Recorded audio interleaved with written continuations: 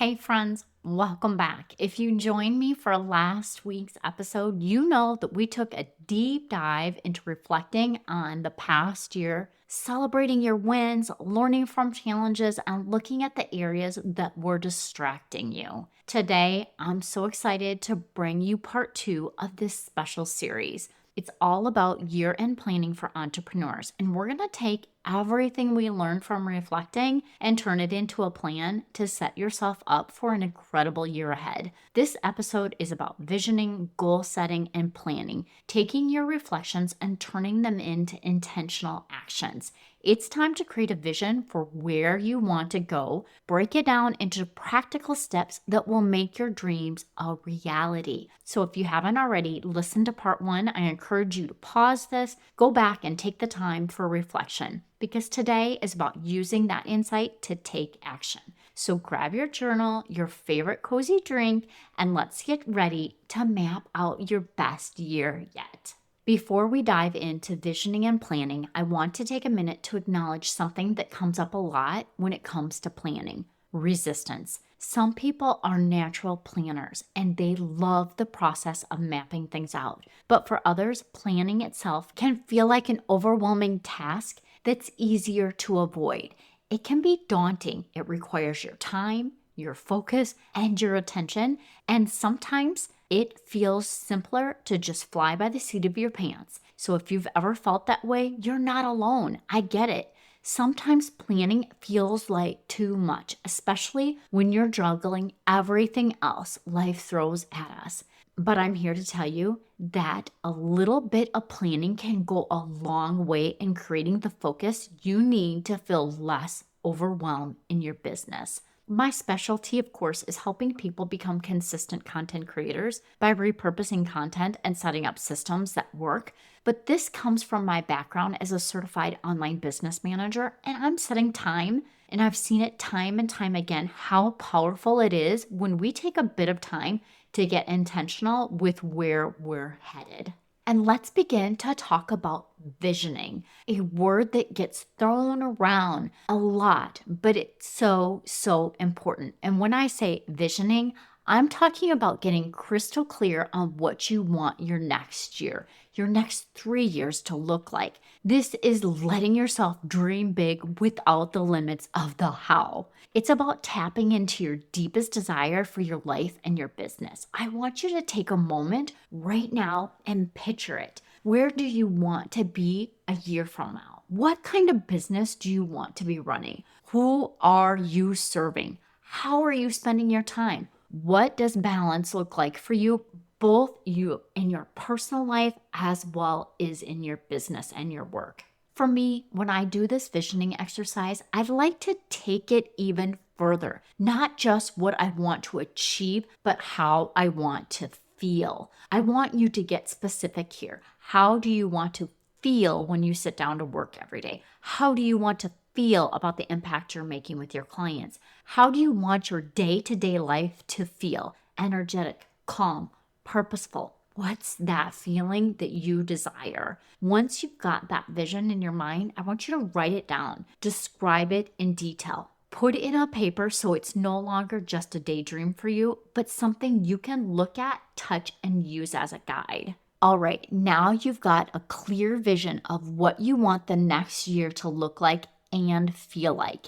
It's time to set some goals to bring that vision to life. And you're going to do this by focusing on the SMART goals. Goals that are specific, measurable, achievable, relevant, and time-bound. I know you've probably heard this before. A couple things I want to mention about the SMART goals because they're a little bit different in NLP. And with NLP, like your S means they can be specific, you want them to be simple, and you can actually see yourself achieving them. The M can be measurable, but it also needs to be meaningful to you. The A, you want it to be as if now. You know that now you're able to do it. Achievable, and it's also attainable. So, and you're also able to assign it to who will actually do the work. So whether that's you or you're going to have somebody helping you in your business and all areas in your life. Like you can see this impacting all areas of your life. So if you ever think about the wheel of life, that's how you want to look at some of these SMART goals that you're setting for yourself as well.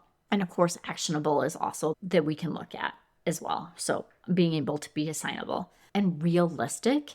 And when we say realistic, but you also need to feel like you are responsible. You feel like it's a responsible thing for you to be able to do, and it feels in alignment with you and with your life and in your business. And then again, the T, which is timed or towards what you want, or time bound. So we can actually set that goal in the future, but you're looking at it because you're moving towards that in the future where you want it to be. So I hope that helps a little bit with creating those achievable outcomes or those SMART goals, because sometimes they can be a little bit hard to think through all of those things.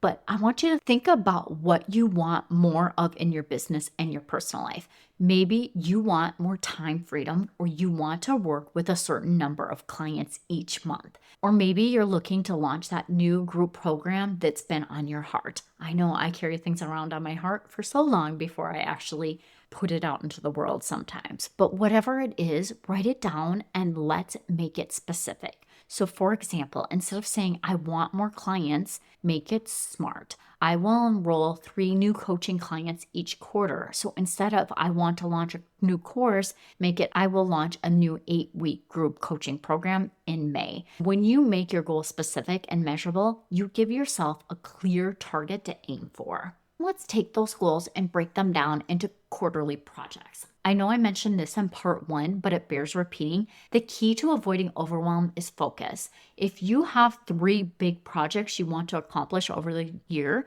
let's assign 1 to each quarter. If you have a bigger project like a course launch or a website rebrand, give it a full quarter to really bring it to life without spreading yourself too thin. So for each project, you want to start with a mind map. Take a blank page and write that project in the middle of the center of that page and start branching off with all the different tasks that you need to complete. For example, if your goal is to launch a new course, you might branch out into create course content, build landing pages, set up email funnel, and so on. Like from there, break those tasks down even farther into small actionable steps. Like think 10-minute steps, things that you can do in 10 minutes to be able to get that done. Because if you struggle with procrastination and things feel overwhelming to you, when you just know that it's only going to take you 10 minutes, like I only needed to devote 10 minutes today to my goal, sometimes that can be helpful in helping to actually reach it. And the idea here is to create that roadmap that makes that big picture, again, feel manageable and clear. And don't forget, not every task needs to be done by you. Delegate where you can and stay in your zone of genius when you're working on these projects. And once you've mapped out your projects, it's time to get them scheduled. I really recommend starting by blocking off time for yourself first before you do anything else. So your vacation days, the holidays, days out of the office that you're not going to be there. If you want to start working just 4 days a week, then make sure you're figuring out how to be able to do all your work in the amount of time that you have. Like really do a time audit on how much time you have in your day to devote to your work. Figure out those time blocks that you need to have, because you could be over planning and over scheduling and you're doing it without really having a good knowledge of what your time bank is. The reason we start with like these things like vacation, holidays, days off, we want to make sure that we're taking care of ourselves and making time for the things that matter the most outside of your business. Then you want to plan your projects around those meaningful dates. Also, grab your kids' calendar for school so that you're marking those days that they're going to be home with you and not at school. That is key also for your actual calendar. And I want you to put those tasks in your calendar, your project management system, Google Calendar. I love using tools like Asana. Notion is also a fan favorite for me. But if you prefer a simple paper planner or bullet journal, that works well. I love my Laurel Denise planner, and also the planner that I use as well. Planner is from Horatio Printing, the Dream Planner. So that's another option for you as well. This is perfect as well for bullet journal because they work great.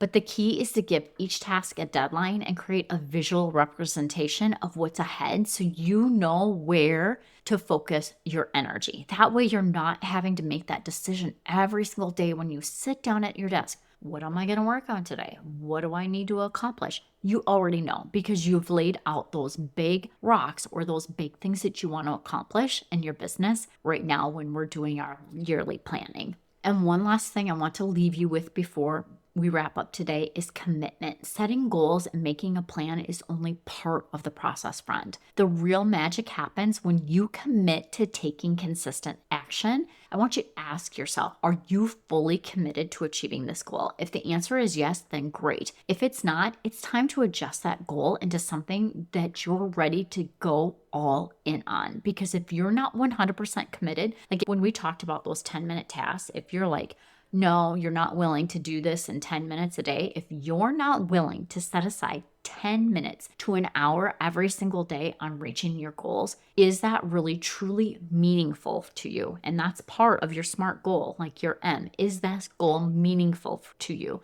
Because if it's meaningful to you, you're willing to commit the time, energy, and focus to making it happen. Remember, just like with your reflection process, this isn't about perfection, it's about progress and showing up and moving forward even when it's hard. I know, friend, you've got this completely. I do go into more detail on my blog post into these things, or feel free to download the free resource with the planning guide. I'll put the link down below in the show notes. It walks you through the whole entire thing, and then you can just print that off every single quarter and just repeat the process.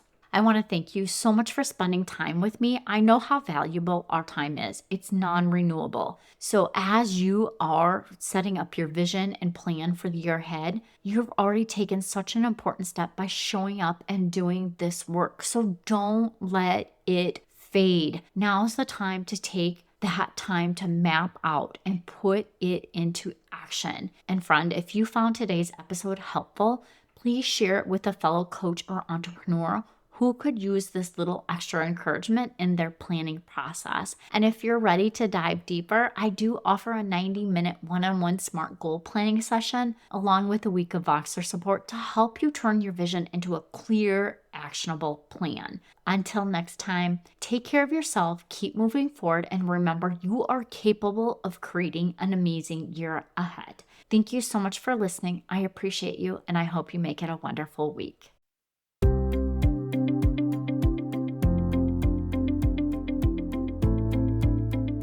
Yay! Thank you so much for listening. I hope that you found this episode valuable and learned some actionable tips that you can implement in your business so that you can feel accomplished and less stressed.